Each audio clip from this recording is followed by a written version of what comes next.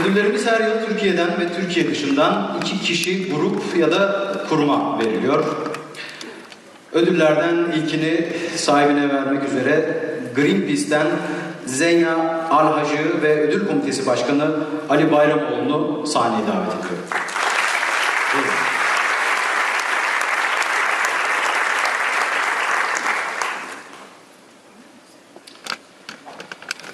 Ve 2014 yılı, hoş geldiniz efendim, 2014 yılı uluslararası Hrant Dink ödülü sahibi.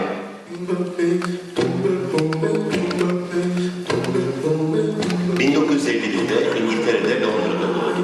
1980'lerde 2 kişiyle birlikte başlattığı ve zaman içinde genişleyen kartopu, sivil, itaatsizlik kampanyası'nda birkaç bin insanı ortak bir amaç uğruna seferber etti. Binlerce kişiyle İngiltere'deki ABD askeri üsleri etrafındaki dikenli telleri kesti.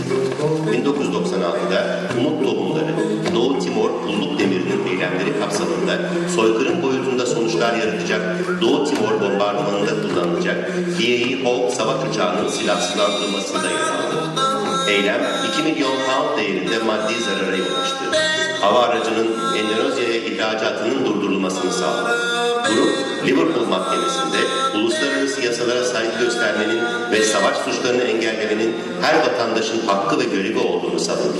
1997'de İngiliz Trident nükleer silah sistemini şiddetsiz, açık ve barışçıl bir şekilde etkisiz kılmayı amaçlayan Trident pulluk demiri kampanyasını başlatan 6 aktivistten biri oldu. Trident Ploughshares'in 1998'de İngiltere Başbakanı Tony Blair'e İngiliz nükleer silahlarının kontrollü etkisizleştirilmesine dair açık mektup yazdıktan sonra devlet tarafından tanınmış oldu. Trident pulluk demiri kapsamında halen sürdürülen eylemlerin ilk geniş katılımlısı Ağustos 1998'de gerçekleşti. 1999'da ABD'den Alan Moxley ve Danimarka'dan Ulla Roder'le beraber İskoçya Lochboyle'deki Trident sonar test istasyonu Maytime'e girdi. Bilgisayarlara ve elektronik ekipmanlara zarar verdi, makineleri bozdu. Seyir defterlerini, dosyaları ve bilgisayar donanımlarını denize attı. 3 kadının gerçekleştirdiği bu eylemin ardından Trident üçlüsünden biri olarak anılmaya başlandı. 2002'de Uluslararası Kadın Barışı Hizmeti Filistin'i başlattı. Diğer Trident pulluk demiri aktivistleriyle Fastlane 365'i organize etti. Kampanya katılımcıları bir yıl boyunca İskoçya'daki deniz üstü Fastlane'i ablukada tuttu. Eylem, İskoçya'da antinükleer bir hükümetin seçilmesi sürecinde etkili oldu. Trident pulluk demiri, Birleşik Krallığın karşı duruşuna rağmen İskoç hükümetine nükleer silahsızlanmada uluslararası hukuku bir araç olarak önermeye halen devam ediyor. Trident pulluk demirinin eylemleri İngiltere'ye getirildi. Wikileaks'ten sızan bilgilerin de gösterdiği İsveç ve NATO arasındaki sıkı işbirliğine karşı İsveç birliklerinin Afganistan'dan çekilmesi için kampanya başlattı.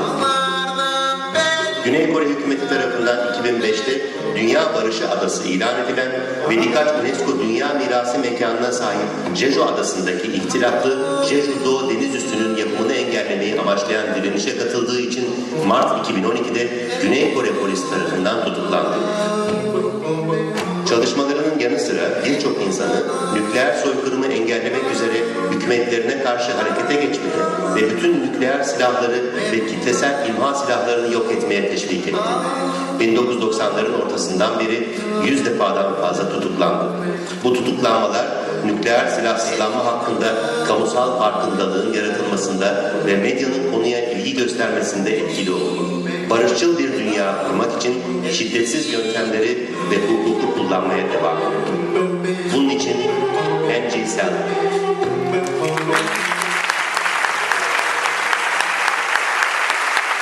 Ve ödülünü almak üzere Angie Zelter'ı sahneye davet ediyoruz.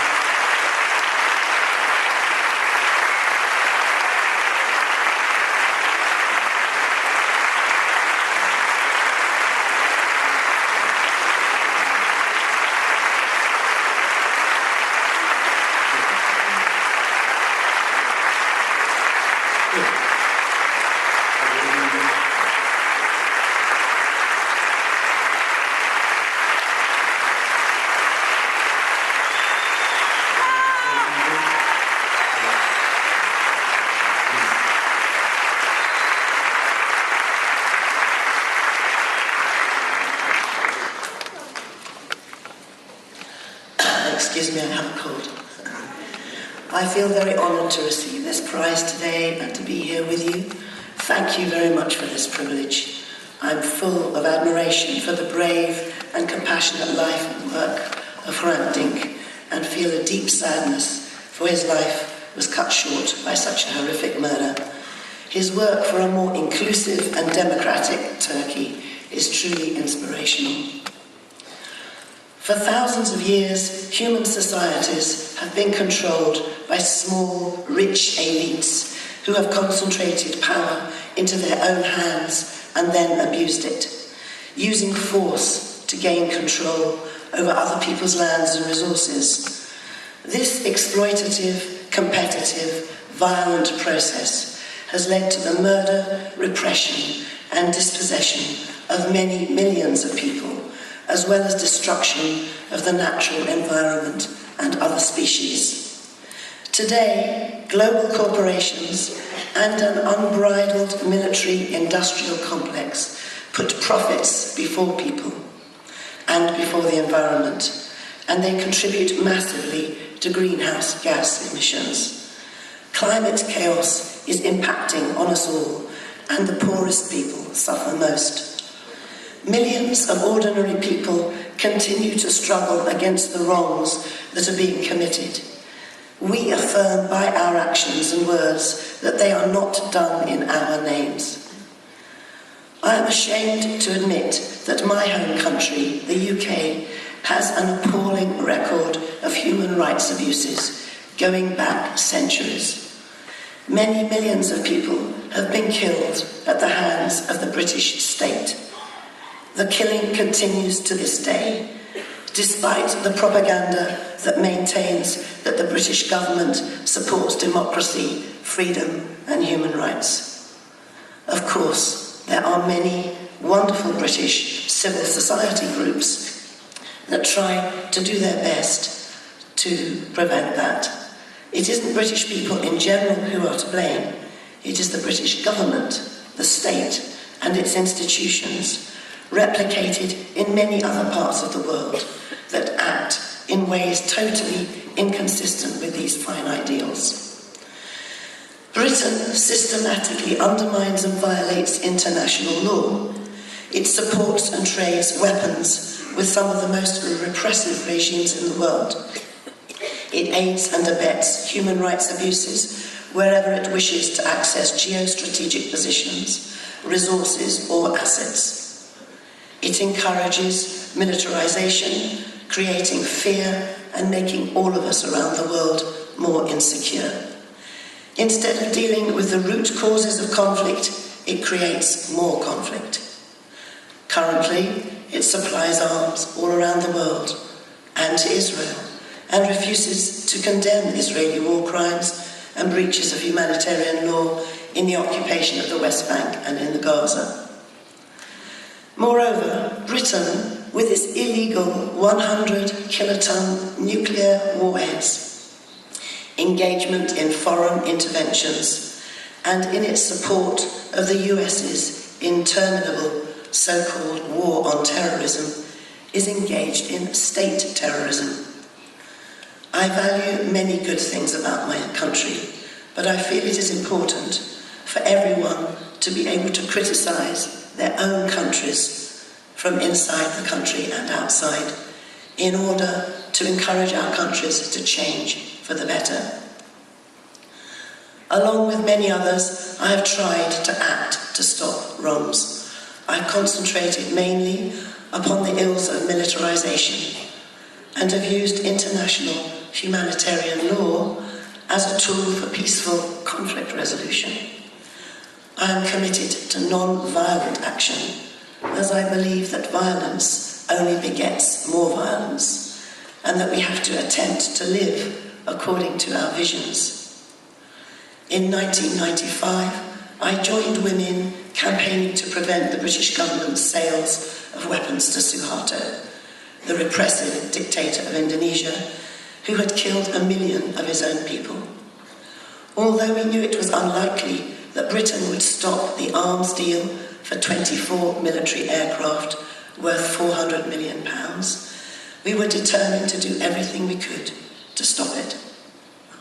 When our letters and demonstrations had no effect, 3 of us hammered on one of the British Aerospace Hawk jet planes that were to be exported to Indonesia to engage in further genocidal attacks in East Timor, where 1/3 of the population had already been killed. The Hawk jet was disarmed. £2 million worth of damage to the body of the plane and the controls meant it could not be exported. I then completed the second stage of our joint action by going to court to start proceedings against the Secretary of State for Trade and Industry for conspiring to aid and abet acts of genocide, and to ask for an injunction to prevent the delivery of the rest of the Hawks. After several appearances urging the public and parliamentarians to join our disarmament actions, the police finally caught up with me, and I joined the other 3 in a high-security prison for 6 months. If found guilty, we faced 10 years in prison. Despite the judge at our trial saying we were dangerous women who should be locked up for a very long time, the jury of 12 ordinary men and women acquitted us, agreeing that our actions were justified in order to prevent war crimes and human rights abuses. Unfortunately, we have not stopped the powerful and corrupt arms trade yet, but more people are protesting about it and realizing its causal connection with the violent conflicts afflicting so many countries. It is significant that the 5 permanent members of the United Nations Security Council are some of the largest arms dealers in the world. They sell weapons, provide military training and intelligence to repressive regimes, and form military alliances with them. They all possess nuclear weapons.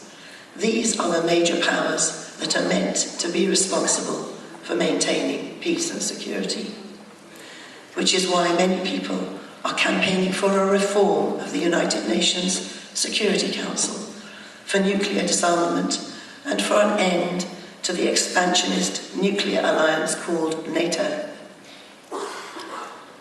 Nuclear weapons have been a focus for me as they undermine the integrity and morality of all nations that deploy them or host them. I therefore founded Trident Ploughshares, a campaign which is based on international law and is an open challenge to the legitimacy of the UK's nuclear forces. Thousands of us have taken action, been arrested, gone to court in order to protest about the UK's preparations to commit nuclear war crimes. In 1999, I and 2 other women from Trident Ploughshares took a boat over to a floating test laboratory on Loch Goil in Scotland. It was an essential part of the UK's nuclear weapons system. Breaking into the laboratory, we managed to disable it completely by emptying it, throwing the equipment overboard and cutting the electricity supplies. We spent 5 months in prison, and then we won a landmark case. Both the judge and the jury agreed with our legal arguments that the UK's nuclear weapons could never be used in conformity with international law. We were thus in our rights to take non-violent steps to prevent preparations for mass murder. Our acquittal caused a political furore. The government could not appeal our acquittal, so it took various of the legal points raised in the trial to the High Court. They dug up an ancient precedent that says that the legality of the armed forces cannot be questioned in the courts. Of course, this is a democratic nonsense. Any democracy worth its name must be able to take legal action against any arm of the state if it is acting illegally. The debate continues, and so do our actions. It is a long, slow path towards genuine respect for international humanitarian law.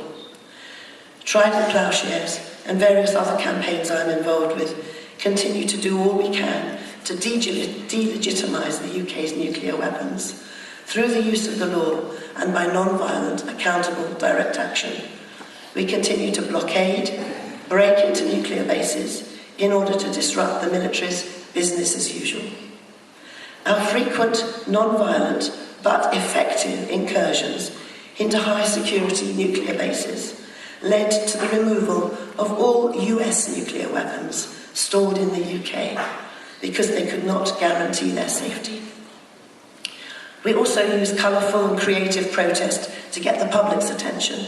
For instance, over the last 2 years, thousands of us have been knitting 1 metre lengths of a pink peace scarf that were finally joined in a 7-mile stretch to link the 2 nuclear bomb-making factories at Aldermaston and Burfield. The peace scarf will be used for protests a few more times before being made up into blankets for refugees. Campaigning at home is very important, but so is international solidarity. Many people in the UK feel direct responsibility for Britain's historic role in Palestine and its betrayal of the Palestinians.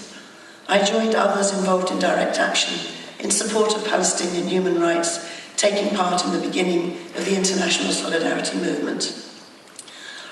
I'm now banned from the